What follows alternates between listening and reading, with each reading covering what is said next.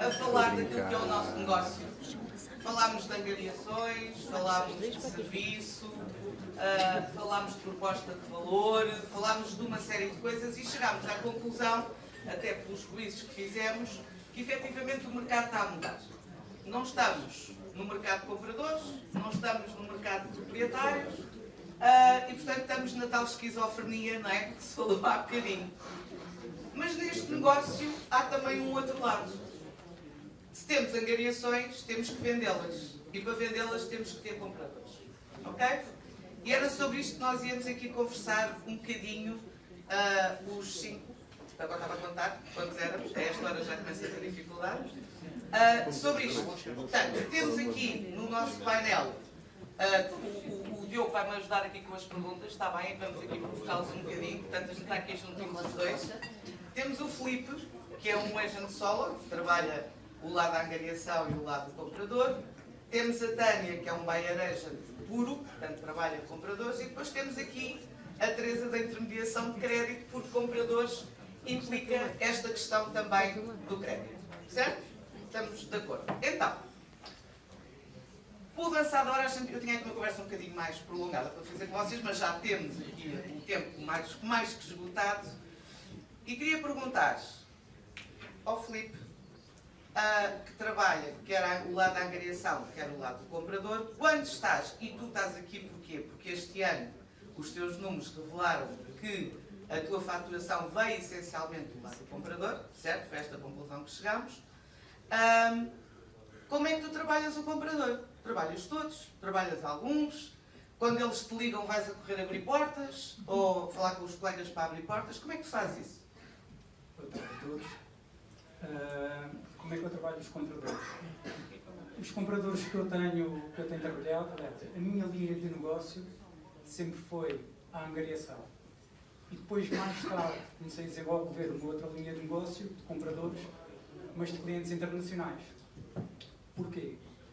Porque pronto, eu estava sujeito a toda a retórica relativamente às angariações, foquei muito na angariação, percebia que a minha performance a trabalhar com compradores portugueses não era a melhor e via colegas, não é, que se cruzavam pela primeira vez com um cliente às 8 da manhã e às 6 da tarde estavam a fazer uma proposta de compra com esses compradores internacionais ao abrigo do Golden Visa.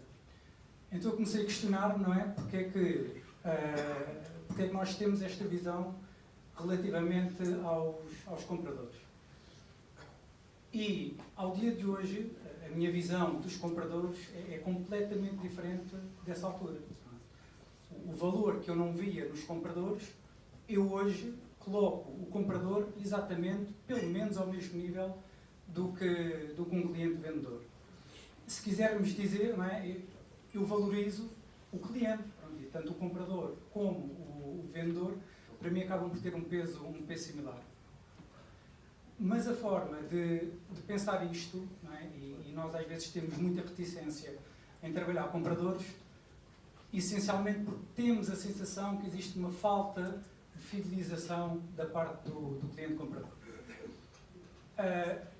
Mas eu acho, não é, por vezes existe o clichê, que não é um clichê porque é real, que isto é um negócio de pessoas, não é, e de relações, e é verdade.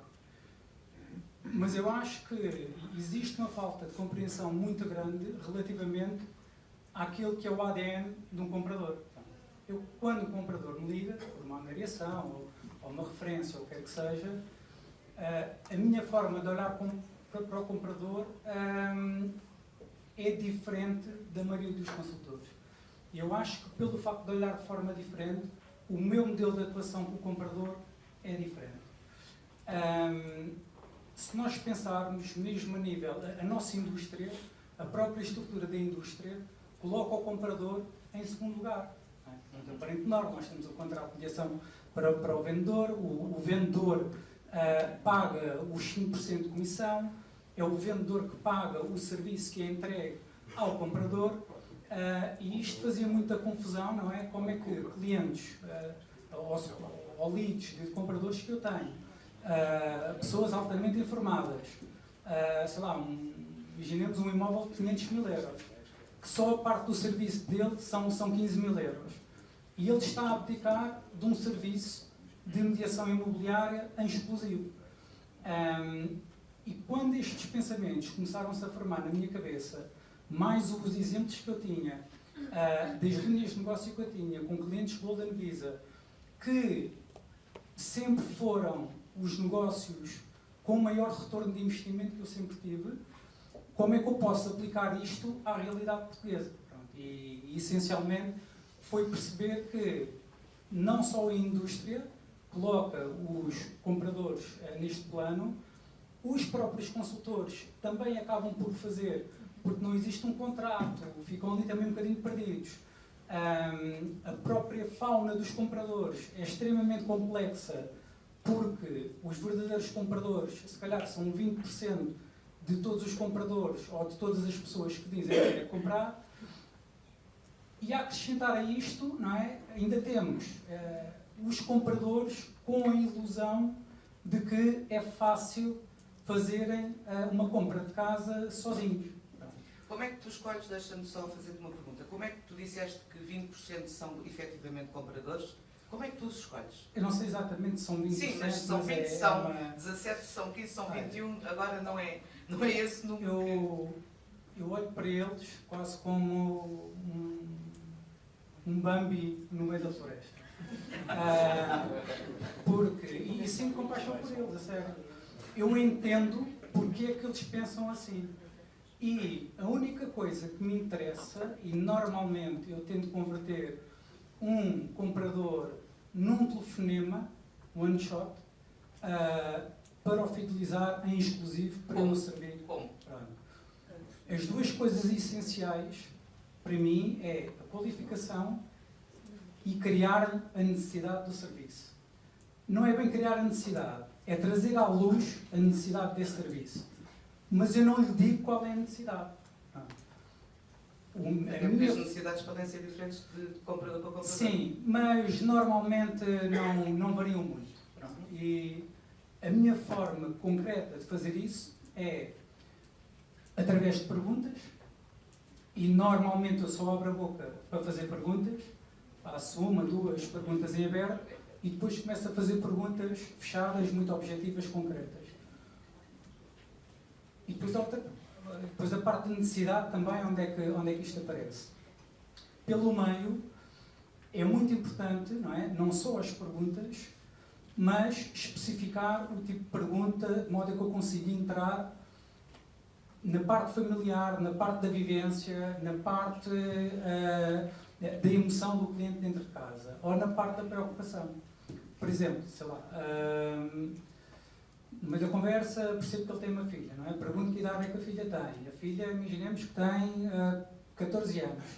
E eu pergunto-lhe onde é que ela estuda. Pronto, se estuda na sala, se não estuda em casa, se estuda no quarto. Portanto, se ela estuda no quarto, precisa de uma secretária. Não é? Então eu digo uma coisa, o quarto se calhar estamos a falar num mínimo de 12 metros quadrados, é isto. Então, isto é uma conversa que vai a este nível de detalhe que obriga o comprador a pensar em questões que ele nunca próprio tinha colocado. Pronto, este é um ponto. E é muito importante para mim que ele me dê permissão para eu entrar na vida dele. Pronto, e devagar comece a trazer ao de cima estas questões mais pessoais. No fim, e só no fim, e é muito no fim, isto pode às vezes demorar 1 hora, não é? Ontem, por exemplo, tive uma reunião com um cliente que demorou 1 hora, foi uma reunião online.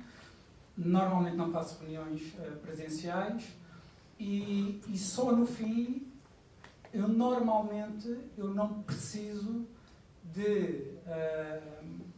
eu pergunto sempre, não é? se já está a ser acompanhado por um consultor imobiliário.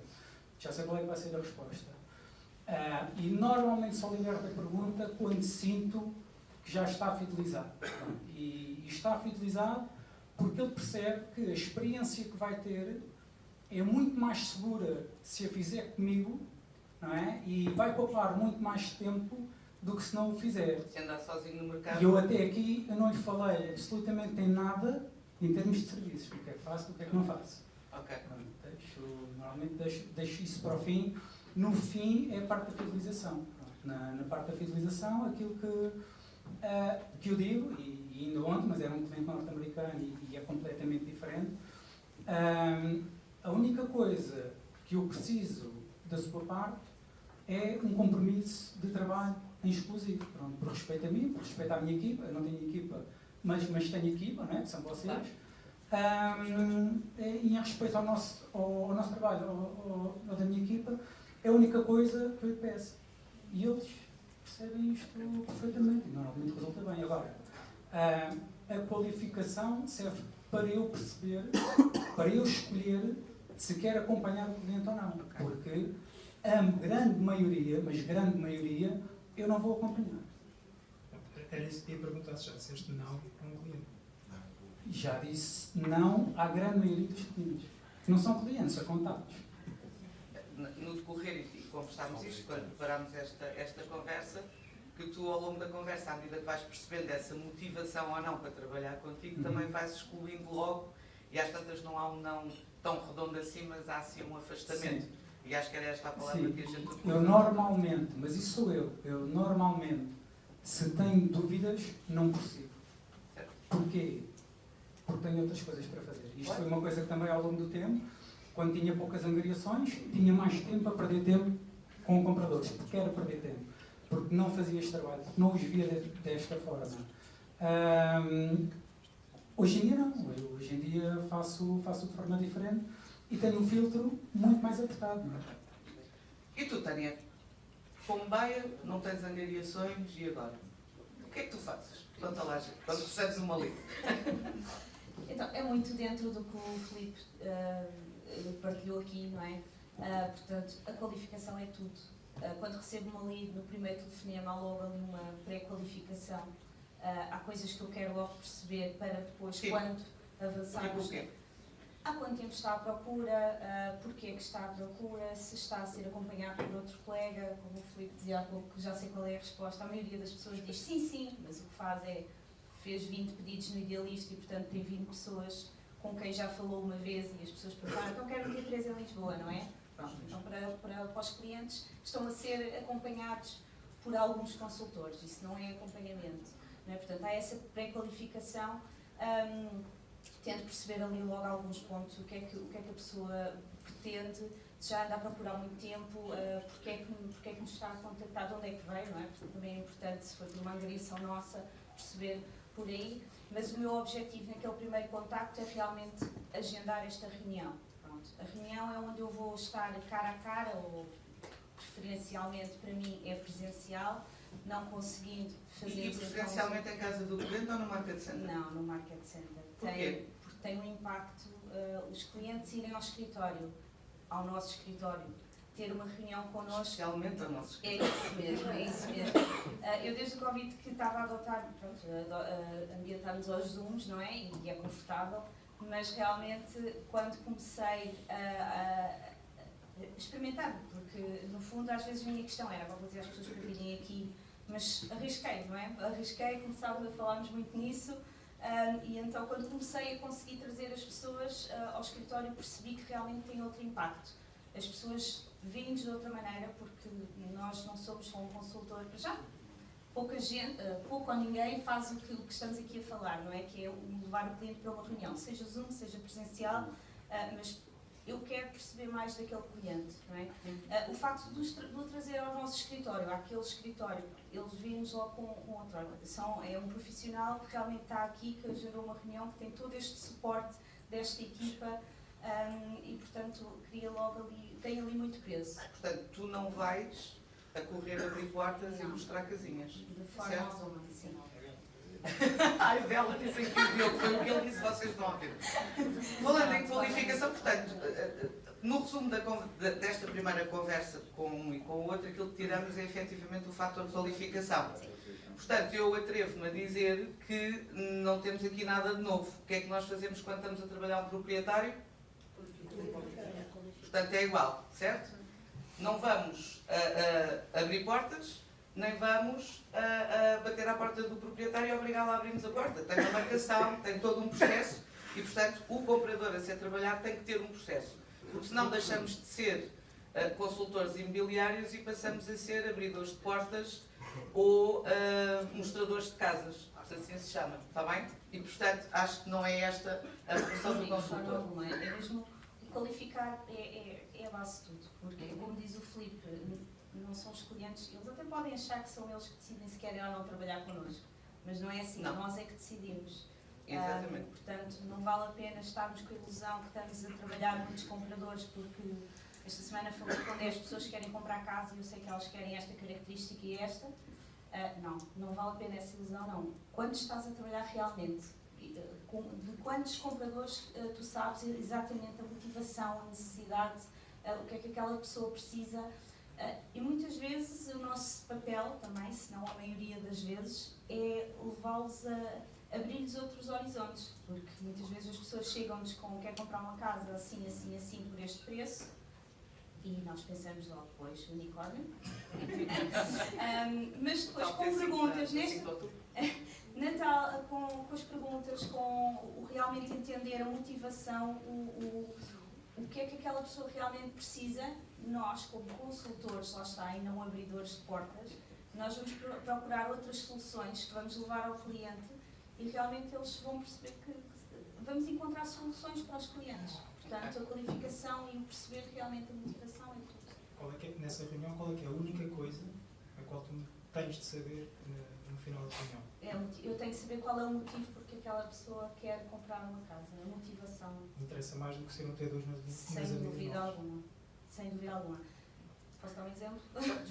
Há pouco tempo chegou-me um casal que foi uma referência e que disseram, olha, vê lá, não vai ser fácil, eles querem um T3 em Lisboa com garagem até 300 mil.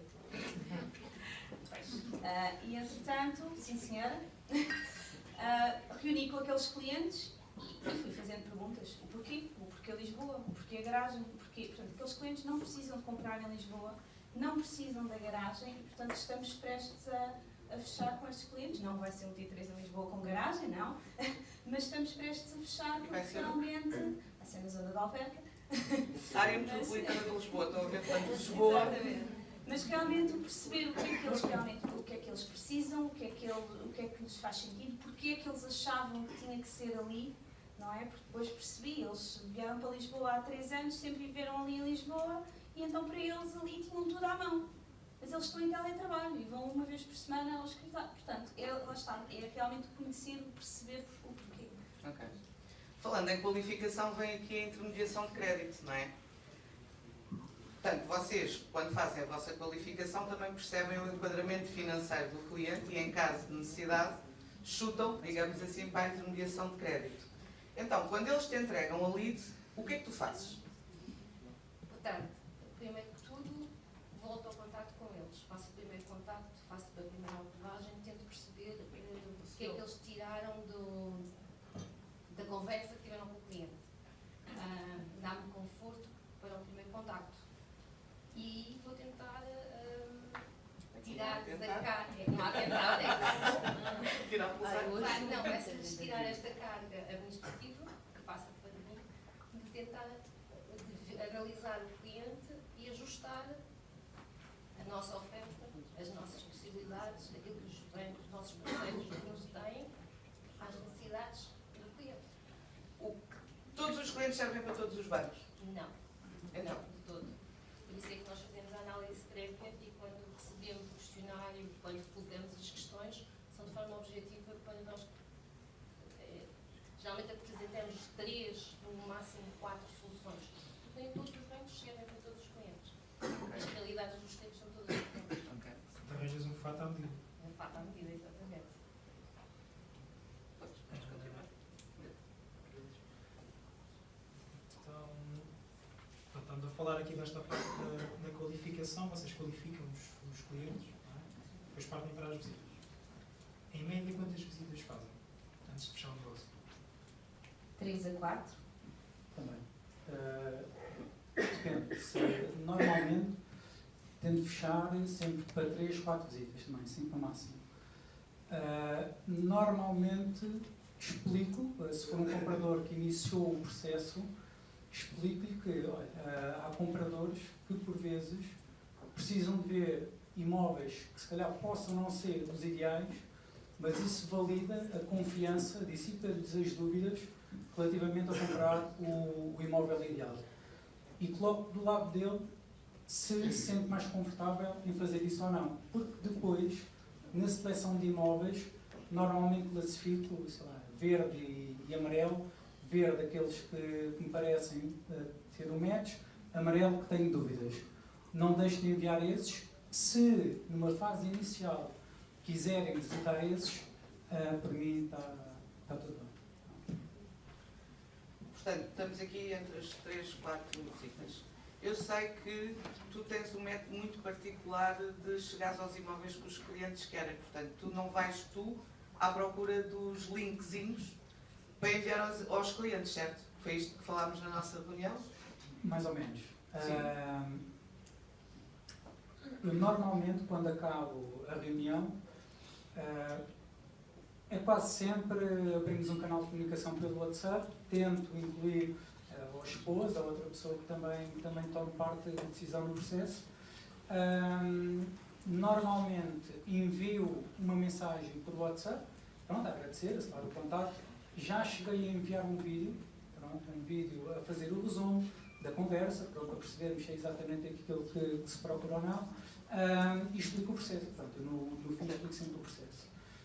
E se for um cliente inicial, que ainda nem sequer começou a procura de casa, normalmente o que digo é que vou enviar um conjunto de 5, 6 acessibilidades, e por ele dar o feedback escrito ou não. Se caso o cliente ainda não tenha contacto nenhum com nada. Se é um Mas se o cliente já teve contacto. Se é um cliente já teve contacto, já teve à procura, peço sempre para me enviar primeiro os links daquilo que teve à procura. Ainda ontem, com este cliente, fiz-lhe esse pedido, tenho ali, não lhe enviei nada, e ele enviou-me 12 links, portanto, de imóveis que outros agentes lhe enviaram. E expliquei isto também. Se porventura já criou algum tipo de contacto com outra gente, e se ele lhe enviar algum link, você tem uma das hipóteses. Ou recebe o link e passa-me o link e diz ao colega, neste momento está a ser acompanhado exclusivamente por outro consultor, ou então não diz nada. Mas não deixo de dar essa indicação expressa no final do telefonema sobre o que deve fazer. Porque eles às vezes não sabem o que fazer, não é? E se não souberem, podem não fazer aquilo que... Vão a correr logo ligar ao angariador. Sim. Mas esta parte deles enviarem o link, eu não começo a trabalhar, por norma, sem me enviarem primeiro os links. Tiveram a pesquisar. E tu, Tânia?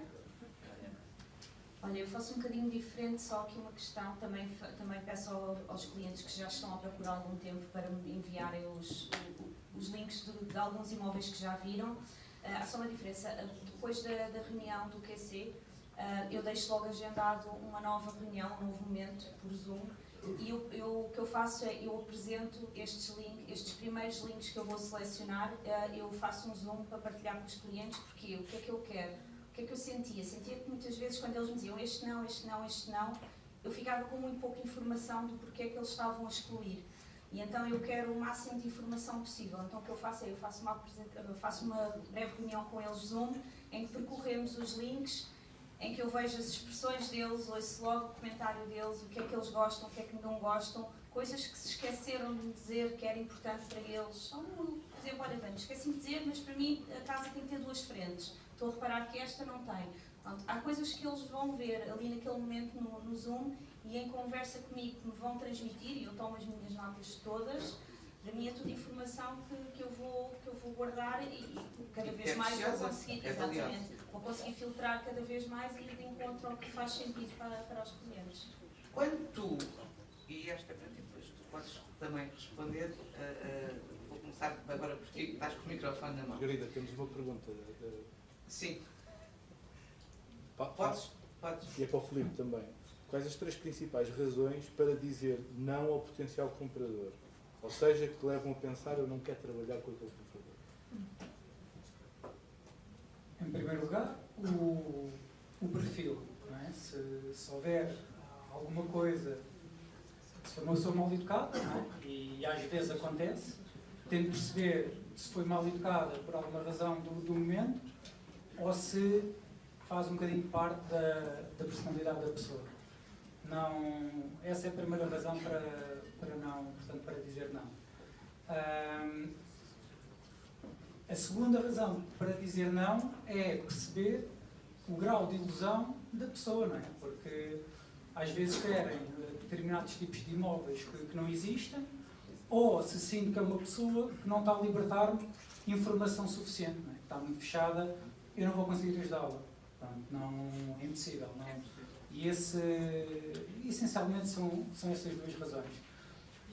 E tudo o resto, não é? Se perceber que, por exemplo, se ainda não fez nenhum processo de avaliação bancária, de perceber não é? se tem capacidade para contrair crédito ou não, faça essa proposta de serviço.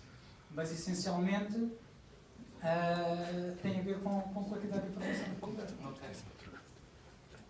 Mais algumas ou... Eu tenho uma pergunta. Eu penso que sim. Posso?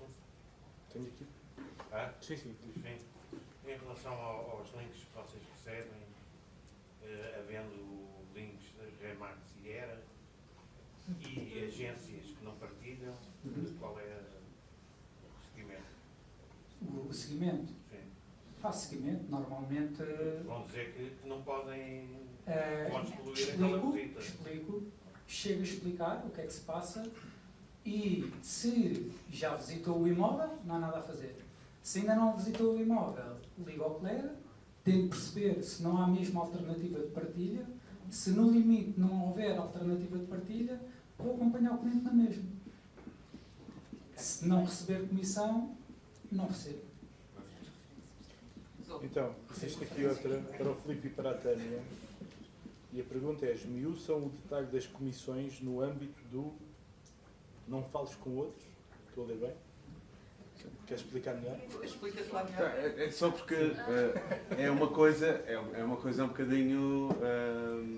quando eu estou a falar com o cliente comprador, não é a minha especialidade e, portanto, quando estou a falar com o cliente comprador, ou das poucas vezes que isso aconteceu, eu senti algum pudor, se calhar é pouco inteligente dizer isto, mas senti algum pudor em dizer, sabe, é que se falar com o outro, então, mas qual é o problema? Então, você ajuda-me também? Então, mas é que se falar com o outro já não vou ganhar nada. E vocês esmiuçam isso, dizem a coisa declaradamente? É muito simples quando eu peço o compromisso de trabalhar de forma... As pessoas percebem isso tão só? Completamente. No final, isto é o contexto, não é? No final da conversa, depois de tudo, depois de ter entregue informação qualificada, depois de ter estado meia hora, uma hora ao telefone com ele, Certo. depois de tudo isto, é uma decisão que é certa. É certa. Não há dificuldade nenhuma nesse aspecto. Obrigado. Eu não toco no ponto de comissão, não é?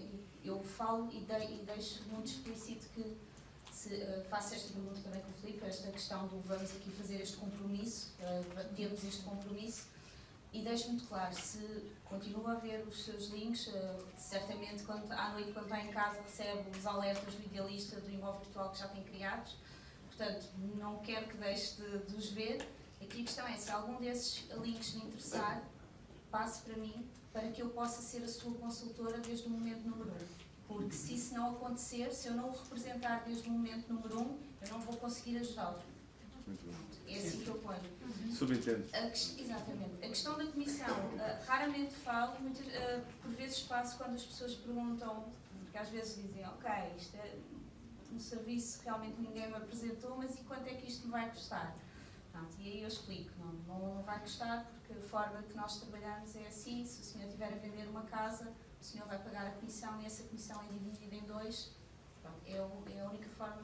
Agora a questão dos links é por aqui que eu passo. Obrigado. Para mim é isto. Toda essa questão que vocês estão a explicar é a vossa proposta de valor. Sim. Certo? Algum de vocês também tem para os proprietários uma proposta de valor. Certo? Exatamente a mesma coisa, Sim. correto? É. Queria só perguntar uma coisa. Há aqui anúncios que não partilham, não necessariamente porque por norma não partilham, não é? Mas no caso específico em que depois de fazer o tal telefonema, olha, damos a volta a isto, olha, não posso, o meu broker não permite, o que quer que seja. Já vos aconteceu aos dois, só por curiosidade, proporem ao cliente comprador, olha, para que isto seja viável, a única forma que eu tenho de o acompanhar é estes 3 links que o senhor quer mesmo visitar, a única hipótese é acordarmos que a comissão me é paga, a minha parte da comissão, me é paga por si, caso contrário eu não posso fazer parte do negócio. Isso já propuseram em alguma situação? Já abordei o tema uma vez, até porque não era com outra agência, era um FISB, porque não conseguimos. A senhora, falei com a FISB e ela que me disse foi, olha, é muito lindo, se eu não tivesse compradores estava tudo bem, mas eu tenho 10 visitas no sábado e 5 já me disseram que querem a casa. Pronto, os clientes que eu estava a acompanhar, eu percebi que aquela era a casa, portanto eu tive essa conversa com os meus clientes, olha, a casa que vocês procuram é esta, as visitas são no sábado, nós vamos lá, há aqui uma questão, os proprietários não querem trabalhar com intermediários e, portanto, temos aqui uma questão, podemos conversar entre nós e podemos falar aqui num acordo de serem vocês a pagar uma comissão, é tudo muito bonito.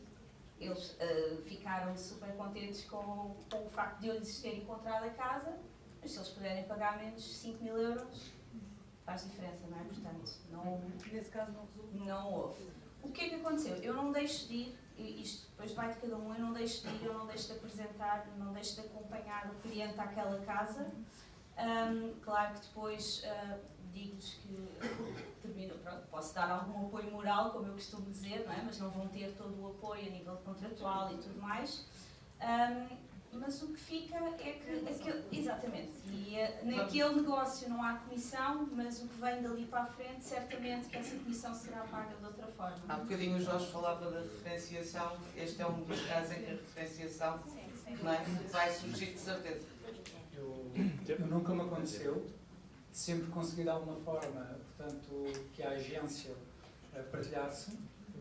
Se não partilhar, se forem intransigentes, há uma forma de se fazer, que é, podemos cobrar 2,5% ao comprador e dispensar a angariação, a comissão que o vendedor paga. Claro, não é? Quando eu falava nisso era exatamente isso, nos tais 2,5% que dizem respeito ao teu acompanhamento. E se o colega disser que não abdica, eu posso oferecer esse desconto imediato no imóvel ao... Exato, na negociação. Em sede de negociação. Portanto, eu garanto-lhe, no mínimo, este valor. Agora, se o colega disser que não abdica da comissão, aí temos um problema, mas eu acho isso muito difícil de acontecer. Acho muito difícil. Há mais uma pergunta? Que eu também ainda tenho aqui 2 perguntas para fazer. Uma delas Existe, é provocadora. Existem mais 2. Uma o Paulo vai fazer na aba, não é para o painel. Vou fazer a pergunta para o painel. Por acaso é? Para o painel? É para todos. Estamos a falar de um tema importante, se achares bem. Por que razão, Falamos do tema. sabendo a importância deste mercado, não temos contratos de compradores? Ora, essa era a pergunta provocadora. Obrigada, Paulo. Então, a pergunta provocadora é: se os mercados se os compradores são importantes para o mercado, porquê é que não temos contratos de compradores? Então, eu tenho aqui 2 buyers e tenho um consultor, um solo agent que trabalha também com compradores. E a pergunta é: era diferente se houvesse contrato de compradores? E gostava que tu também respondesses, Deus. Se fosse obrigatório. Se fosse Se obrigatório. fosse obrigatório. Se o mercado, se a indústria estipulasse por lei que... Mas por lei. Por lei. Não é obrigatório, para mim, é um peso estar a falar com o cliente para assinar um contrato de comprador. Para mim, no meu modelo de Era mais sistema, fácil. não adiantava nada. Não adianta nada. Tânia. Concordo. Com os clientes com quem trabalho, ou seja, a condução que esta reunião leva, no final, o cliente quando há este acordo, este acordo final de sim, vamos trabalhar em conjunto, isto para mim é o que vale. E eu acho que não seria uma assinatura que ia ser diferente. É como a agressão. É como a agressão. Calma, eu disse que ia ser provocadora, mal. Deixa-me lá o Diogo responder, deixa lá o Diogo dar a opinião dele enquanto vai O a contrato com o comprador não tinha habilitado muito, mas talvez fizesse uma ou outra, mas não era isso que tinha a fazer a diferença. Portanto, é um contrato, é um CMI que vai fazer com que aquele vendedor, aquele proprietário venda a casa contigo. Depois podes vir aqui à frente. Não é o CMI que te obriga a vender a casa contigo. Não sei nem que obriga. Mas não obriga, tal e qual como contrato, compradores não obrigam.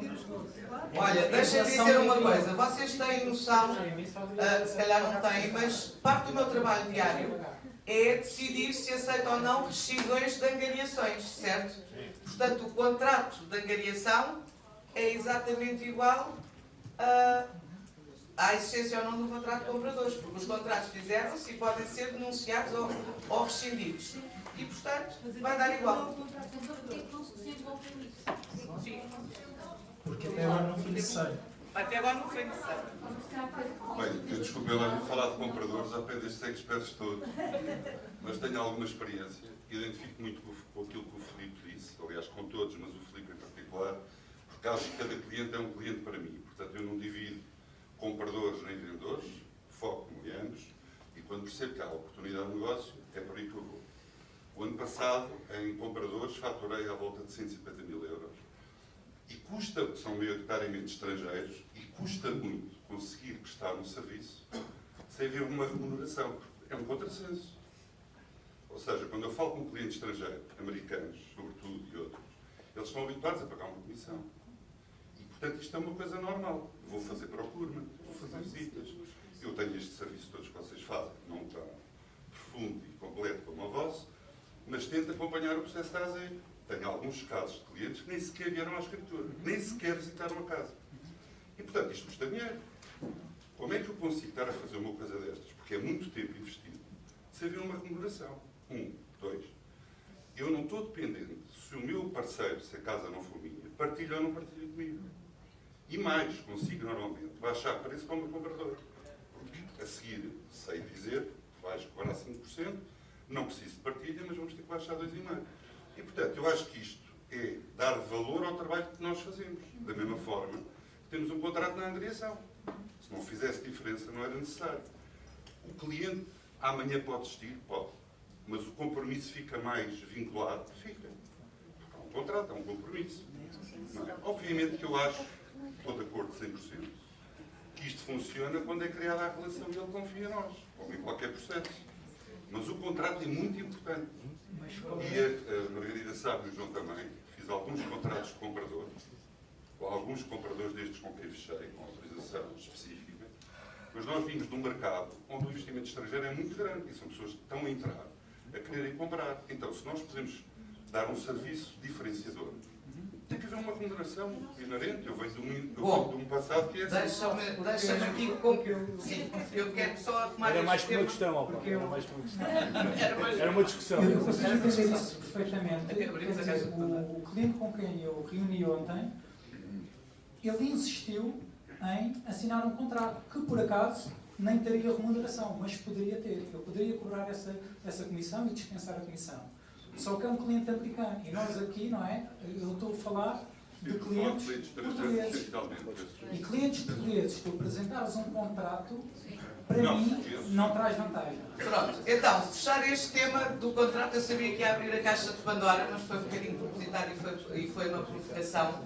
A grande questão é que o nosso mercado, e o mercado português, está assente do lado da angariação. A comissão é cobrada ao proprietário, certo? E, portanto, não sentimos necessidade, tendo em conta o enquadramento do nosso mercado, em ter o contrato de comprador. Quando estamos a falar de clientes americanos, temos um mercado que funciona ao contrário. E, portanto, as angariações estão todas no mercado e é o comprador que as vai buscar. O MLS é isso mesmo, não é? E funciona nos Estados Unidos. O mercado em Portugal não está formatado dessa maneira. Um dia, se vier a estar, se todos os parceiros conseguirem fazer aqui uma estratégia, não é, conjunta e um esforço conjunto nesta área das angariações, eventualmente podemos ter um mercado que se vai aproximar a isto. Neste momento esta não é a realidade em Portugal. E, portanto, vimos aqui um bocadinho influenciados pelos clientes estrangeiros que nos chegam e que vêm habituados a outra realidade. E é verdade.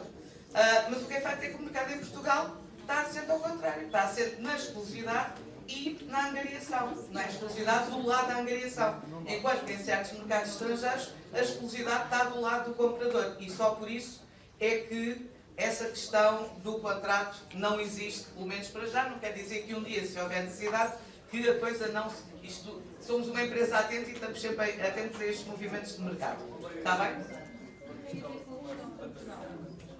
Pontualmente, nós discutimos o mercado estrangeiro, pontualmente pode haver um tipo de contrato. Todas essas conversas vocês vão ter comigo depois lá na minha sala, está bem? Se pode, se não pode, se vai, se não vai, se acontece, se não acontece, está bem? Quem está, muitos estão aqui também me conhecem, estou há 10 anos aqui a trabalhar com compradores e nunca tive necessidade de um contrato de compradores. Nunca perdi um negócio por não ter feito um contrato de compradores. Aliás, até ganhei negócios por referências por não ter feito um contrato de compradores. Acho que o contrato de comprador tem só a vantagem para quem vai fazer abertas ao fisco. Exatamente. É por aí. É por aí. Deixa-me, fechando aqui o tema dos contratos, terei todo o gosto depois em falar com vocês sobre isso um a um. Não vamos aqui, senão há de ser meia-noite e estamos aqui a falar de contratos de compradores e eu sabia que ia abrir essa caixa. Queria só fazer uma pergunta para vocês dois e depois concluir aqui com a Teresa. Vocês, quando fazem uma proposta, porque a vossa função enquanto no acompanhamento que fazem aos compradores é ajudá-lo a fazer uma proposta ganhadora. Vocês fazem ou não um estudo de mercado para ajudar o cliente a fazer essa proposta? Por norma, as casas que eu vou visitar com os meus clientes, eu faço um estudo de mercado para cada uma delas. Aliás, não naquela primeira reunião de apresentar os imóveis, mas quando são identificados que vamos visitar este e este, eu já estou preparada com isso. Para se depois o meu cliente quiser realmente avançar para algum daqueles imóveis, para fazermos proposta, eu já estou munida, digamos assim, do meu estudo de mercado para eu conseguir encaminhar, digamos assim, o cliente para uma proposta ganhadora, não é? Com o objetivo de conseguirmos fechar. Ok. Tu, Filipe? Não em todos os casos, é raro até. Tento ter mais ou menos uma noção de imóveis que possam ter sido vendidos em determinada zona e a dificuldade que eu tenho em fazer estudos de mercado, quer dizer, tanto se aplica do lado do comprador como do vendedor. Então, para mim, o meu foco é garantir o valor mais baixo possível ou as melhores condições de negócio ao cliente. Pronto, é o skill de negociação, porque não interessa muito se eu fizer um estudo de mercado e vou estar ancorado ao valor do estudo de mercado e isso pode funcionar contra mim. Porque se calhar até consigo um valor mais baixo em sede de negociação do que aquele que o estudo de mercado mas tenta chegar a um valor que seja possível fechar. O conceito que dás ao cliente é fazer uma proposta que seja possível fechar. Claramente. Agora, o que me leva a ter a noção que muito provavelmente consigo o valor mais baixo possível, isso tem a ver com o skill da negociação, não é? Com as perguntas que se faz. Sim.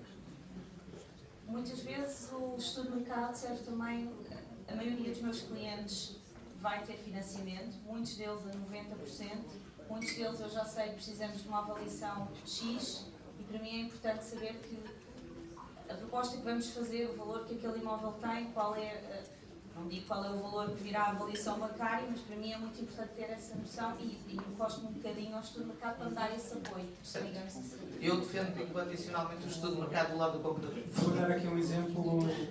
Sim, temos que acelerar um exemplo muito rápido. Eu há pouco tempo fiz um negócio com o Pedro Oliveira, enquanto tenho a angariação eu tenho o comprador.